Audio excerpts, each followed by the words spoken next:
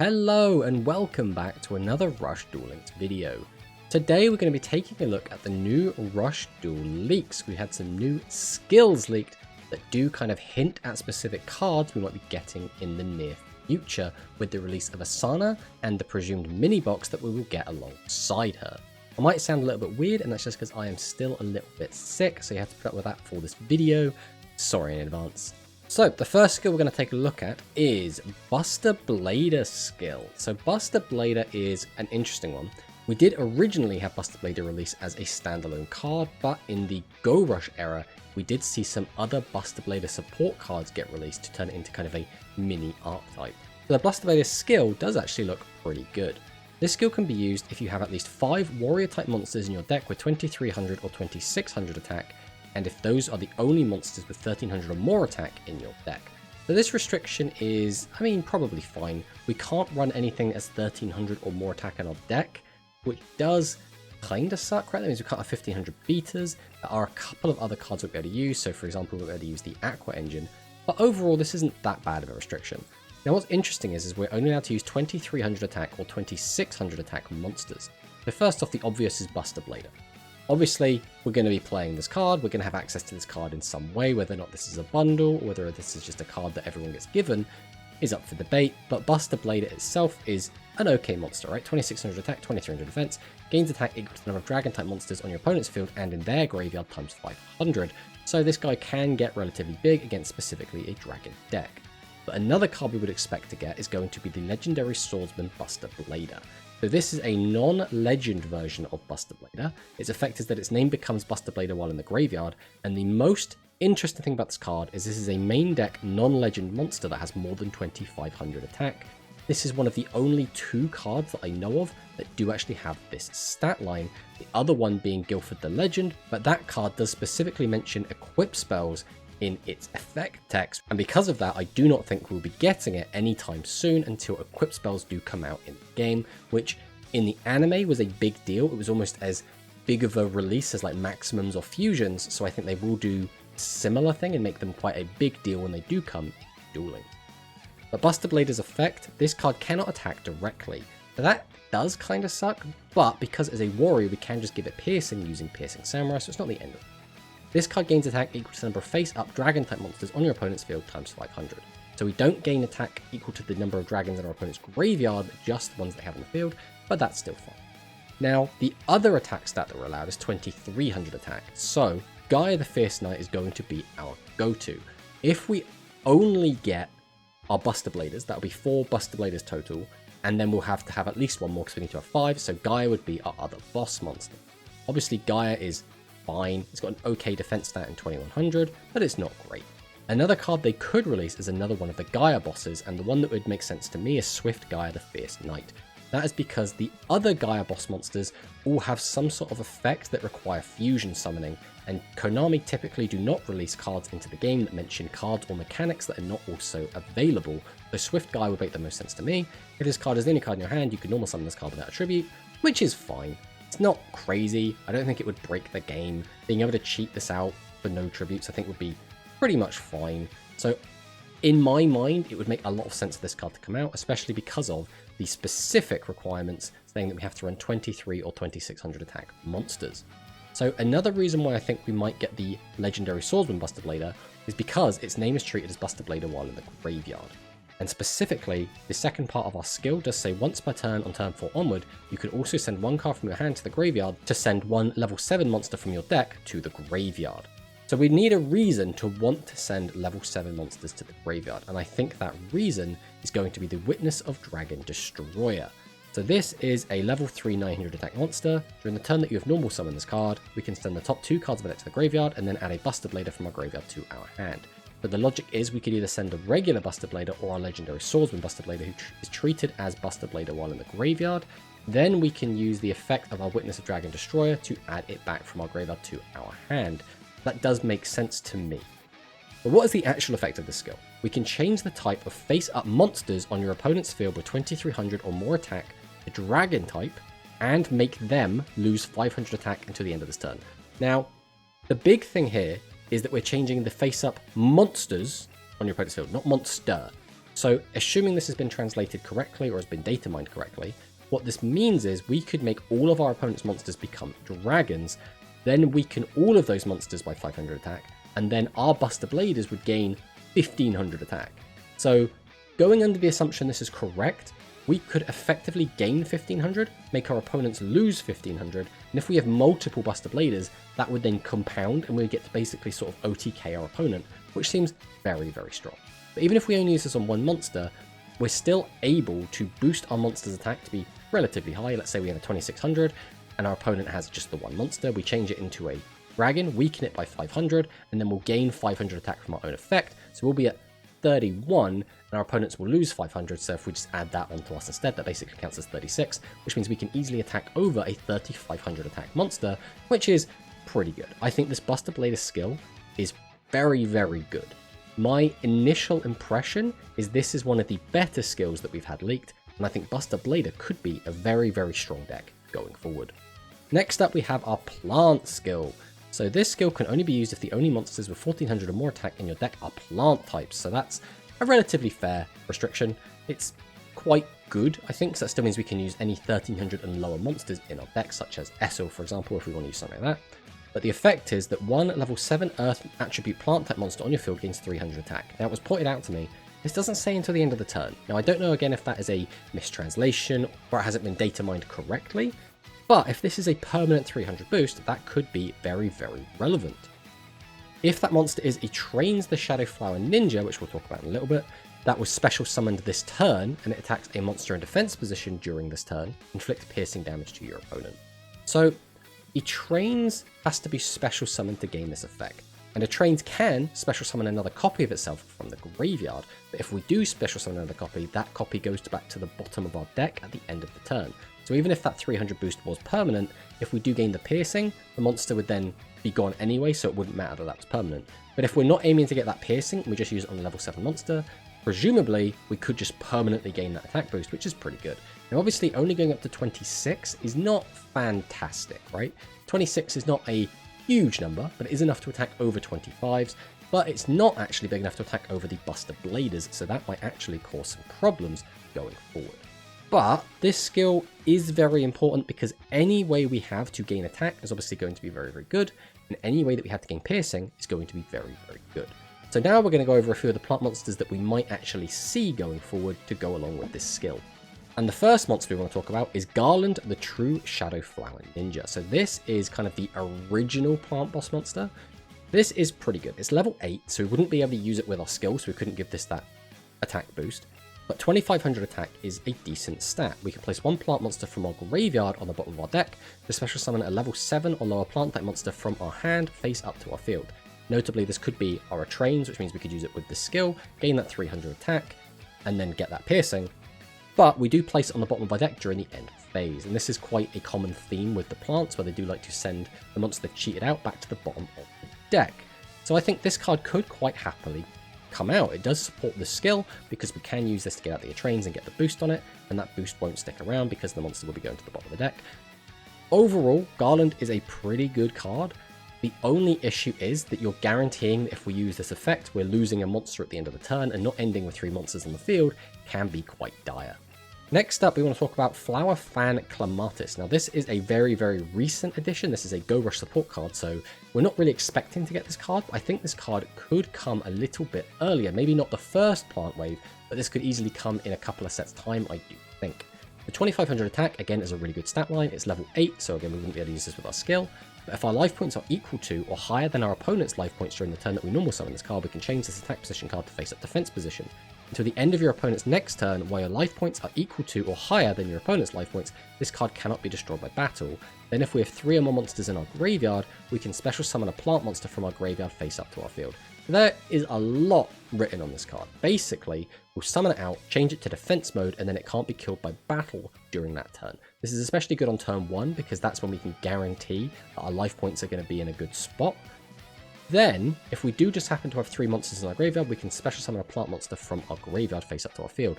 So if on turn 1, for example, we do manage to have the Trains in the graveyard somehow, we could bring that back. It then is counted as being special summoned, so we could then give it that 300 boost. It would gain piercing, but it'd be irrelevant on turn 1. but that boost would stick around, presumably, assuming, again, the skill is translated correctly. So Clematis, I don't know, again, if this card will come out in the first plant wave, but I could see this coming out in the second or third. Next up, it trains the Shadow Flower Ninja. So I've already spoken this a little bit, but if we have any trains the Shadow Flower Ninja in our graveyard, we can send a plant monster from our hand to the graveyard. The special summon it trains from our graveyard face up to our field, place it on the bottom of the deck during the end phase, but it cannot attack directly this turn. So this is still an okay card, right? This will become more relevant, especially when we do get fusions, because trains does have a couple of fusions attached to it. Being able to still get back a body and then attach piercing to that body can be really good thanks to our skill, so I do think trains would see a lot of play in the deck. Next up we have a rather unassuming boss monster, which does have a good effect, it's just got a really weird restriction on it. So Gajumaru the Shadow Flower line is a 2400 attack level 7 monster. Again, it's level 7, so we could use our skill on this card to get up to 2700 attack. We can send one other face-up Earth Attribute Plant type monster from our field to the graveyard to change the original attack of one face-up level 8 or lower Earth Attribute monster on your opponent's field to 0 until the end of this turn. Now the effect is great, but we can only use it on Earth monsters. So level 8 and lower also can get frustrating, so that means it doesn't work on maximums, doesn't work on fusions, but I guess that's kind of fine. But the fact that it has to be an Earth monster is what really lets this down and has led to this card seeing next to no play. If you know that Earth is in the meta and there's a lot of very good Earth monsters going around, this card could be very good, but for the most part, realistically, it's just not going to be. I would expect this card to release just because I don't think there's a reason to really hold back on this card, but again, it's going to be a meta call as to whether or not this card is actually going to do pretty much anything. Next up, we have a very weird boss monster in Gatling the Shadow Flower Shinobi. So another level 7 monster, so again, it does work with the skill. 2000 attack, 2400 defense. So it doesn't even have 2500 defense, which is a little bit awkward because a lot of boss monsters we would expect to have at least 2500 attack, but won't really be able to wall off any of them. But we can send 2 plant type normal monsters from our hand to the graveyard, so they have to be normal monsters. Destroy up to 2 attack position, so have to be attack position, level 8 or lower monsters. So again, this is very restrictive, right? We can only pop attack position, they have to be level 8 or lower, and we have to send 2 plant type normals from our hand to the graveyard. But popping 2 monsters is still pretty good. Then we can burn our opponent equal to the number of monsters popped times 500, so it'd be a maximum of 1000. But this turn we can only attack with 1 monster, so very, very, very restrictive. But the reason this card did see a lot of play is because this is half of a couple of different fusions. So I think initially I wouldn't expect Gatling to necessarily do a ton. I think it's still going to be a fine card because being able to pop 2 monsters is still popping 2 monsters. But as fusions do become more relevant, his effect will become less relevant, but the fusion monsters you can make with him are very, very strong, so I would expect to see this card kind of see a lot of play pretty much throughout the entirety of Plant's lifetime. Next up, another more modern boss monster in Neoplandish. So 2500 attack level 7, so this is the first 2500 attack monster that we can actually use with our skill. We can send the bottom card of our deck to the graveyard. This turn, this card cannot be destroyed by your opponent's trap card effects. This is an effect that we will start to see more and more often as we go through. Then if we send a plant type monster to the graveyard to meet the requirement, we gain 700 back, and we can basically guarantee we're going to get this effect because a lot of our other monsters, as we've already seen, do put cards to the bottom of our deck. We can then send those to the graveyard and then gain that 700. So if we can send, for example, a Trains that we summoned out back to the graveyard, that's where we want it because we can summon it off of another copy of Trains, as well as give this guy a little boost up to that 32. If we use the skill, we can go up to 35, and it can't be popped by traps, which is pretty good. I think realistically, this card is very good. I think it's strong. I don't think it's overpowered to the extent that you wouldn't allow this card to be in Duel Links. I think realistically, this card could come out right now and be generally in an okay place. Next up, Gekka the Shadow Flower Beauty. Now this is a very Seahorse Carrier type effect, but during the turn we've normal summoned this card, we can pay 500 life points to add an Earth Attribute Plant type normal monster from your graveyard to your hand. And this is something we will see as we look at some of these other cards, is that a lot of the plants do like you to have normal monsters. And there's only really one good normal monster. Now obviously, when we get the first wave of plant monsters, we're probably going to have a ton of normal monsters that we're just going to be throwing in the deck. As we go on and we start to peel those normal monsters out for better effect monsters, there will be one that sticks around, and that will be Lindo the Shadow Flower Warrior, which does have okay stats, but primarily this is because most of our plant fusions will use this as material, and since plants will, going forward, just be a fusion deck, Lindo is going to be a key piece in that. But that does mean that our effects that require us to have normal monsters do get a little bit awkward because we're only really going to be wanting to play the one. So initially this card's going to be really, really good, and even going forward it will still be good, it's just going to get worse and worse as we want to be playing less and less normal monsters. Next up, Acacia the Shadow Flower Priestess. So this is another good way for us to get to our opponent's life points. So if we have a face-up level 7 or higher plant type monster on our field, we can change a defense position monster on your opponent's field to face-up attack position. Then if we changed a monster to face-up attack position by this effect, we gain life points equal to that monster's original attack. So if we do flip up a high attack monster, like let's say a 1500 attack monster, we'll gain 1500 life points, which is pretty good. And if we flip over a low attack monster, well, we get to attack over that monster for more damage, making the difference between our opponents and our life points even bigger. But this card does work really, really well on both of these different angles, where no matter how you use this card, it ends up making the gap in your life points a lot bigger. Very, very strong card.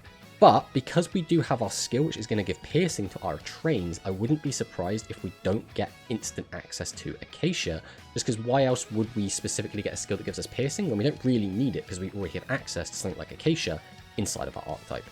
But if this card does come out, I do think plants are going to be in a pretty good spot. Next up, another more modern support card. This is Alperis the Sower. So if we normal summon this card this turn, and the only face-up monster on your field are plant-type monsters, shuffle one card from your hand to the bottom of your deck, send the top 3 cards of your deck to the graveyard. So first off, getting lots of cards in the graveyard is generally quite a good thing. We want to have a lot of cards in the graveyard to do a lot of setup, and specifically we want to get like Lindo in the graveyard so we can bring it back with Gekka, and we also want to get our Trains in the graveyard so we can start bringing them back with other copies of the Trains. Then if a plant monster is among the cards sent, we can draw one card. So this does act as just filtering in graveyard setup. This doesn't actually plus us because we have to lose a card from our hand and put it on the bottom of our deck. Again, if we're using stuff like Neo-Plandish, we can then send that card to the graveyard, guarantee that it's going to be a plant monster, and then gain that extra effect. So Alperis, I think again, we shouldn't guarantee that we think we're going to get this card, but I think this card would be really good in the first wave of plant support. We'll have to see if Konami thinks so as well. Next up, we have Jasmine the Shadow Flower Festival. This is another really cool card. So if we have a face-up plant-type normal monster, there's that normal monster clause again, change one defense position monster on your opponent's field to face-up attack position. So another way to get in for damage by changing our opponent's defense monsters in attack position. Then, if the monster changed to face-up attack position by this effect was an Earth attribute monster, we can draw one card. So again, that draw is really, really nice. It's super, super good. But it's only if our opponent's an Earth attribute, so again, in just some matchups, we just get rewarded by getting a +1, and in others, we just don't. Realistically, it's icing on the cake. What we really want is to change that monster to attack position, but this card does have really, really low stats, so we're realistically going to have to tribute this off after we use this effect. And now we'll move on to the spells, and the first one is Invading Nature. This is just a back row hate card, and it's very standard. We just have to have one face-up plant monster, and we can just destroy the spell trap. We don't put it to the top of the deck, we don't put it into the hand, we don't put it to the bottom of the deck, we don't burn our opponent, we don't have to have 2 monsters in the field, we don't gain life points, it's just a generic pop, which is really good. In general, I think this type of effect is going to be the best version of this effect because it gives us the most control over how we want to use the card. Next up, Shadow Flower Dance, and as you can tell by the fact this is a Japanese card image, this is a more modern Go Rush support card. So if we have a monster on your field, we can shuffle 3 plant-type monsters from our graveyard into the deck to draw a card. Then we can make up to 3 face-up non-plant monsters on your opponent's field lose 300 attack and defense until the end of its turn. I think this card's fine. Basically, the maximum you can do with this card is get an extra 900 damage in. It's a little bit of recycling, which I think would be fine, and we do just draw a card. It's basically Recovery Force with a little bit harsher requirement, but a little bit better effect. I don't think it would be crazy. I think this card would be fine to come out. And then Shadow Flower Flurry. This is a really, really cool spell card. So we can set a face-up plant-type monster from our field to the graveyard to change one defense position monster on either field to face-up attack position. Then we can draw a card. So again, another way to change a defense position monster to attack position. We do get that draw, which does replace this card. It doesn't replace the monster that we send to the graveyard though. That is a one slight problem. This does still technically -1 us. This is kind of just very similar to a stop defense, and you could make the argument that you should just play stop defense instead of this card. But this can also make room. By sending a face-up plant-type monster from our field to the graveyard, we could, for example, make room for a Trains to use its effect, bring back the second Trains, gain that 300 attack off of the skill and the piercing, then use this to change another monster face-up, then we can attack with our 2300 Trains over the attack position monster, and our 2600 can attack into a defense position monster and get that piercing damage in. The Shadow Flower Flurry does have kind of multiple uses, and I think could be a really good addition to the deck. Next up, Shadow Flower Spore. This is another weird spell card, but if we have a level 4 or lower plant type normal monster in our graveyard, we can send the top card of our deck to the graveyard to special summon one level 4 or lower plant type normal monster from our graveyard face up to our field, but place it on the bottom of the deck during the end phase. So this can be pretty good, basically to just cheat a body onto the field from your graveyard. This does mill us, which also can be quite a good effect, but we can also just tribute off that monster that we get back. We could just also attack with it and then put it to the bottom of our deck if we need to set up the bottom of our deck for whatever reason. But this card will really start to see some really good play when fusions come in, because we'll be able to get back our Lindo from the graveyard and then fuse it off using this. So this, realistically, I don't know if this card would see any play, just because spell and trap space in our rush decks in Duel Links is very, very tight, where we only have 30 card decks, running realistically seeing 8, maybe 7 spell traps. So I don't know if this card would see any play, but I would expect this card to come out sooner rather than later. And the next spell card is Shadow Flower Wish. So if we have a plant type monster in our graveyard, we can send 2 face-up plant type monsters from our field to the graveyard to special summon a plant type monster from our graveyard face up to our field. So this card can actually do some kind of wacky combo stuff. So we could, for example, use this effect, send 2 monsters to the grave, then summon out Garland, use Garland's effect to summon a Trains, then use a Trains effect to summon a Trains, and effectively have a 25, 23, and then a 23 that can get boosted by 300 with our skill, up to that 26 with piercing. So you could make quite a big board, and if you win that turn, fantastic. Unfortunately, if we don't win that turn, we would then have to send 2 of those monsters to the bottom of our deck, which is not really ideal, right? We don't really want to be sending our boss monsters to the bottom of our deck if we can help it. So because of that, I don't know how good this card would actually be. Realistically, I don't think this card would see a ton of play, but that's why I think it could come out, because if it's not going to see play, why not just release it anyway? And now onto the trap cards. This is Laughing Grass. When your opponent normal summons a monster, we can special summon 1 plant type monster from our hand face up to our field. Then if we special summon a normal monster by this effect, we can special summon up to 2 level 1 plant type normal monsters from our graveyard face up to our field. So this is really bad. Unfortunately, this card is awkward. We have to basically have no monsters on our field. We have to have this set. We have to keep a normal monster in our hand as well. Then our opponent summons without popping our back row. We're able to then cheat 3 monsters out that probably just get killed. It's realistically not very good, but I thought we'd mention it because it's kind of likely to come out. And then for the first of our good trap cards, Shadow Flower returns. When an opponent's monster declares a direct attack, shuffle 3 plant type monsters from your graveyard into the deck to destroy the attacking monster. So that's already a really good effect. We take plants from our graveyard, put them back in our deck, so it lets us recycle them. We can destroy a monster, which is fantastic. This is basically Sakuretsu armor. But then if we destroyed a monster by this effect, we can special summon a plant monster from your graveyard face up to your field in attack position, which is bonkers. I don't really expect to see this card come out because it does seem way, way, way too strong. But if this card does come out, plants will be in a fantastic spot. And the last plant card we're going to talk about is the other good trap card, and that is Shadow Flower Stance. So when an opponent's monster declares an attack targeting your face-up plant-type monster, we can place 2 plant-type monsters from our graveyard on the bottom of our deck in order to change all attack position monsters on the opponent's field to face-up defense position. So again, a very, very strong effect, not quite as powerful as the last one, but this is kind of like an extra negate attack, right? We change all our opponent's monsters to defense, which means they cannot attack. So just having access to another way to basically blank the combat phase is really, really strong. So if this card also comes out, plants would be in just a fantastic spot and really looking to be a really, really top meta contender. And with that, we've finished talking about the plants, finally. So now we're going to take a look at the other Yuga skill. So this skill can be used if you have at least 8 maximum monsters in your deck, and the only monsters with 2100 or more attack in your deck are warriors or spellcasters.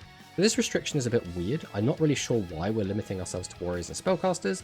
I think this is just hinting that we should be using this with Vast Vulcan, but we'll talk about that in a little bit. Requirement none. Up to 2 face-up maximum monsters with 1500 or less attack on your field, so it's only going to be side pieces basically, being 1000 attack until the end of your opponent's next turn. So this is a little bit awkward because a lot of the maximum side pieces do have very mediocre attack. The only ones that really have decent attack stats is going to be the dinosaurs, and they only have 13. So this would boost them up to 23, which is okay, but it's not crazy, right? The other monsters realistically are going to hit like 1800s-ish. Then you can place 1 maximum monster at random from your deck with a different level than those monsters at the top of your deck. So this potentially lets you stack your deck to try and draw into the max on the following turn. It's a little bit awkward, right? Also, if we did use this with, let's say, Dynamix, we still wouldn't have a way to beat Set 3 Pass like we do with Set Mighty Gaze of the Sky Emperor. But Vast Vulcan itself, this is what we assume we're going to get because this is the Warrior Maximum monster. is also a little bit mediocre. So maximum mode, send the top card of the deck to the graveyard. One face-up monster in your opponent's field loses 800 attack at the end of this turn. Then you can destroy a field spell, which might be relevant because, again, worms are coming. Then if you destroy a field spell, inflict 800 damage. So effectively, we can weaken a monster and we can get a little bit of burning, which is okay. Then we have Hyper Engine Vast Vulcan middle piece, which is 3300 maximum attack, which is very low. 1500 attack on a 2 tribute monster is also abysmal if we were to summon this out manually. Now, using the skill, again, we could boost this up, because it is 1500, to that 2500. That's still not really very good. While in maximum mode, this card cannot be destroyed by your opponent's trap card, so that's pretty generic. And then the last piece is, while in maximum mode, we can send top card to the graveyard. One face-up monster on either side of the field loses attack equal to its level times 100 to the end of this turn. Then inflict damage to your opponent equal to that monster's level times 100. So something that's kind of cute you can do is target itself and burn your opponent for 1000, which is actually not too bad when we only have 6000 life points. So that is at least something you can do with this boss monster. Realistically, I don't expect this Yuga skill to be that good. I'm quite happy to be proven wrong, but Vast Vulcan has never really interested me as a maximum. I've always thought it was kind of weak, and it never really accomplished much in the physical game. But now it's time to move on to the Asana skills and the worm stuff. So Asana skill 1 is the generic, just add the boss monster to the deck, so it's kind of irrelevant. Asana skill 2, on the other hand, this is looking to be pretty cool. So this skill can only be used if the only monsters in your deck are worm-type monsters, a pretty fair restriction, I'd say. Effect: one face-up monster on your field gains 100 attack to the end of this turn. So that will, at the very least, if we don't have a field spell out, let our 2500 attack monsters attack over other 2500 monsters. That does create some issues with 2600 attack monsters, especially if the BUSTER BLADER stuff does end up coming out, which we are heavily expecting it to. But if we have 10 or less cards in our deck, we can also apply the following effect. If that monster attacks a monster in defense position during this turn, inflict piercing damage to your opponent. Now, this is really, really cool. We were saying before that worms desperately need a way to pierce through, or a way to at least get damage in somehow, and we did say pierce could be one of those things. So yes, fantastic, we now have a way to pierce. We do, however, have to have 10 or less cards in our deck, which can be rather awkward. So this is going to be really good if, for example, we get out the maximum, we start using the maximum's effect to draw additional cards. Eventually, we will then get to the stage where we can just attack over our opponent. But in the early stages of the game, this might not be that helpful. So it's going to be interesting to see how this deck ends up actually playing out. But we're not even done with the skill. It has one extra effect, which is then if we have activated the Peaks of Blistopia, in this turn, we can add one level 3 or one level 10 monster from your graveyard to your hand, maximum one maximum monster per duel. So we can use this more than once per duel, but we can only take back a maximum monster once. So that means if we do have other level 3 monsters, we can keep recycling those, which is pretty cool. We do have to keep using Peaks of Blistopia to do so, but that's kind of fine. This also does confirm we're getting Peaks of Blistopia, which is the field spell I was hoping we were getting access to, which is while the card is face up in the field zone, face up worm-type monsters on the field gain 400 attack, lose 400 defense. So this is really good. This does mean that if we use this with any of our 2500 attackers, they become 29, and then if we throw the skill on them, they become 3000 attack, which is pretty damn good. So this skill is really strong. It feels very, very balanced, right? We have so many restrictions, so many things holding us back from being able to let this be really overpowered, and I think we did kind of need that sort of skill. This does give us everything we kind of want and everything we kind of need. So I do think worms are going to be in a pretty good spot. I just hope that the restrictions on this aren't too heavy-handed and end up feeling lackluster because of it. And then we have Asana skill 3. This is a very weird skill. So this skill can be used if the only monsters with 1400 or more attack in your deck are Constructor Worm Bill Dragon, Shield Boring Kong, and Beast Drive Mega Elephant or Earth Legend monsters. But these monsters are weird. Constructor Worm Bill Dragon, we already know what this card is. Shield Boring Kong is actually a very strong card. So during the main phase that you normal or special summon this card, destroy a face down defense position monster on your opponent's field. Notably, it has to be a face down defense position monster. If we do, we gain 1000 attack. So this is a good way to get damage in through set 3 pass. We pop one of them, gain 1000 attack, attack over the other two, and then get one direct attack in. 2300 attack is not great, but it's fine. Beast Drive Mega Elephant, on the other hand, is garbage. And also, this image is incorrect. This card does actually have 2500 defense. But if we have a level 6 or lower Beast type normal monster in our graveyard, we can send one card from our hand to the graveyard. We special summon a level 6 or lower Beast type normal monster from our graveyard face up to our field. Then if we have 3 or more Beast type normal monsters in our graveyard, we can draw a card. Now, obviously, drawing a card's nice. 2500 defense is better than 2400 defense, but realistically, Mega Elephant isn't that great. I think realistically, you'd probably just play 3 Bill Dragon and then 2 or 3 Boring Kong, and that would be what you would play with this skill. But I don't even think you use this skill anyway. Why do I say it? Well, the skill can be activated during the turn you have normal summoned the level 8 Earth attribute monster. We can change an attack position monster to defense position. So if this changed defense to attack, I could see this as actually being pretty good. But because we're changing face up attack to face up defense, that means we can't pop them a shield boring Kong. And that means we're basically doing it just to attack over those monsters. And our guys should have enough attack to really be able to clear anything anyway. Realistically, we're going to be playing the Peaks of Blistopia to go with our Constructor Worm Build Dragon, so it's going to be a 2900 attack monster that should be able to clear anything anyway. So changing something to defense doesn't really seem worth it, realistically, which is why I don't think I would even play this. If I wanted to use Shield Boring Kong and Constructor Worm Build Dragon, I would probably just use Life Point Gain or Hammer Crush Deal. I don't think I'd want to do that, but if I did, that would probably be a better skill to use anyway. Next up, Asana's skill 4. So this skill can be used if the only monsters with 1200 or more attack in your deck are worm type monsters. Climate None affect one Constructor Worm Build Dragon, or one face-up normal monster that is not level 4 on your field gains 300 attacks. It's interesting they did that, because that means you then cannot boost your 1500 vanillas that are being boosted with Peaks of Blistopia up to 19, up to 22. So that's a restriction. If that monster is a Constructor Princess Pylon, and this is a card that is half of fusion materials going forward, so realistically it's not going to be doing anything just yet, we can return one card from your hand to the deck to add Peaks of Blistopia from your deck or graveyard to your hands. This gives us a way to recycle field spells, which is quite nice. Now, I don't think this skill is going to be better than Asana's skill 2, but this is a potential skill that could see some experimentation. I will look forward to testing this skill. Again, I am not expecting this to outperform Asana skill 2. And then Asana skill 5, before your normal draw, if your opponent controls a face-up level 5 or higher monster once per duel, one of the cards for your normal draw will be a Pylon or Peaks of Blistopia from your deck. This turn, you cannot attack with level 7 or higher worms. I think realistically this is just bad. I don't think there's going to be a world in which this skill is good, but realistically the good skills are going to be Asana skill 4 and Asana skill 2. 2 I think does a little bit of everything, gets you the piercing, does let you have access to Peaks of Blistopia if you want it, and also we do get that 100 boost, which is quite nice. Asana skill 2 on the other hand does give you that 300 boost and does give you easier access to Peaks of Blistopia even from the graveyard, so that might also have some staying power. And that's it. Those are all of the new skills we've had leaked, and that was a long time, mostly because we were talking about all these different plant monsters.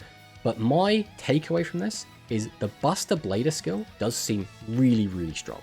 I think almost no matter what cards we get released, this skill is going to be really good, and I think this deck could be like a contender for like a real big meta threat. I think the plants could be good, but it's going to depend on what plants we actually get. I'm not necessarily expecting these to be really good. Like if we got those trap cards, fantastic. If we don't get a lot of the more important plant stuff, this could be a little bit lackluster. And then again, Asana skill 2 I think is going to be the really good worm skill. I think Asana skill 4 has potential, but maybe isn't going to be as crazy as 2. So that's the video. Thanks for watching, and I'll see you next time.